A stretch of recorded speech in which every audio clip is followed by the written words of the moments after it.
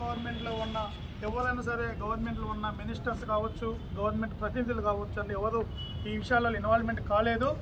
కానీ రాజేష్ రావే చెప్పుకుంటాడు గవర్నమెంట్ ఇన్వాల్వ్మెంట్ అయింది, సీఎం ఇన్వాల్వ్మెంట్ అయిండు, సీఎం నన్ను పంపించండి అని రాజేష్ రావు తప్పుడు ప్రచారం అండి. ఆ రాజేష్ రావు మాటలు నమ్మొద్దు. గవర్నమెంట్ ఏనాడు ఈ యొక్క చర్చలు ఇన్వాల్వ్మెంట్ కాలేదు. ఇది తప్పుగా వెళ్తుంది ప్రపంచానికి, చర్చస్ అన్నిటికి కూడా. వేరే వాళ్ళు ఈ కాంగ్రెస్ గవర్నమెంట్ని తప్పుగా చూపిస్తున్నది రాజేష్ రావు చేయబట్టి. కానీ నమ్మొద్దండి. మన ముఖ్యమంత్రి, మన తెలంగాణ రాష్ట్ర ముఖ్యమంత్రి రేవంత్ రెడ్డి గారు మటుకి ఏ రోజు ఎప్పుడైనా చర్చలు ఇన్వాల్వ్మెంట్ కాలేదండి.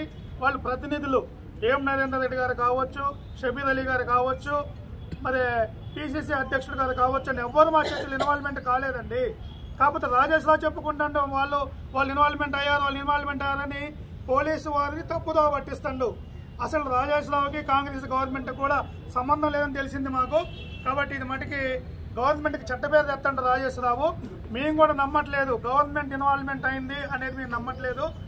ఇలాంటి చర్చలలో గవర్నమెంట్ ఎప్పుడు ఇన్వాల్వ్మెంట్ కాదండి. యాజ్ పర్ లా ప్రకారం లీగల్గా చేయమంటుంది. ఈ రాజేష్ రావు ఏదో విధంగా చర్చలోకి 10 డిఫెన్స్ కాలనీలో ఒక చర్చి గొడవలు చేసి నాశనం చేసి వచ్చిండు. ఇప్పుడు ఎప్పుడో చర్చని నాశనం చేయాలని కొంతమందిని పోగు చేసుకొని పార్టీలు మారినట్టు, కొన్ని రోజులు కాంగ్రెస్, కొన్ని రోజులు టీఆర్ఎస్.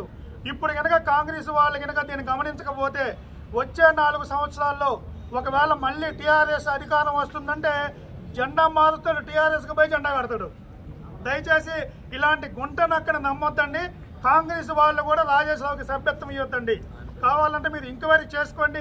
మా హెబ్రాన్ చర్చకు వచ్చి లీగల్ ఆర్ ఇల్లీగల్ ఎవరు చేస్తున్నారో చూడండి.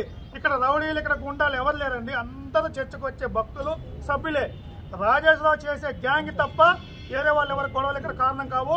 గవర్నమెంట్ వారు స్పందించి పోలీసు డిపార్ట్మెంట్ కూడా గైడ్ లైన్స్ ఇచ్చి యాజ్ పర్ కోర్టు ఆర్డర్లు ఎవరికైతే ఉన్నాయో వాళ్ళు చేసుకోవడానికి అనుమతించాల్సిందిగా ఈ మీడియా ద్వారా ఎవరైతే ఈ టీవీ ఛానల్ గవర్నమెంట్ ఆఫ్ తెలంగాణలో ఉన్న కాంగ్రెస్ వారి నాయకులు కావచ్చు, అన్ని కావచ్చు చూస్తున్నారు, చూడాలి.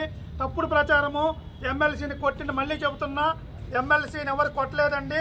అట్లా చూపించి నేను ఎస్సీ, నేను ఏదో అన్ని పచ్చి అబద్ధాలు. అలాంటి రాజేష్ రావుని కాంగ్రెస్ పార్టీలో ఉంచుకుంటే మనకి కాంగ్రెస్కి చెడ్డ పేరు. వచ్చే ఎలక్షన్లో కూడా, లోకల్ ఎలక్షన్లో కూడా డ్యామేజ్ అవుతుంది. ఇమీడియట్గా రాజేష్ రావుని కాంగ్రెస్ పార్టీ నుంచి బహిష్కరించాలని సొసైటీ ట్రస్ట్ ఎబ్రోన్ తరఫున మేము గవర్నమెంట్ని కోరుకుంటున్నాము. దయచేసి ఇది పత్రికా మన ఎలక్ట్రానిక్ మీడియా ద్వారా గవర్నమెంట్కి చేరాలని మా మనవి.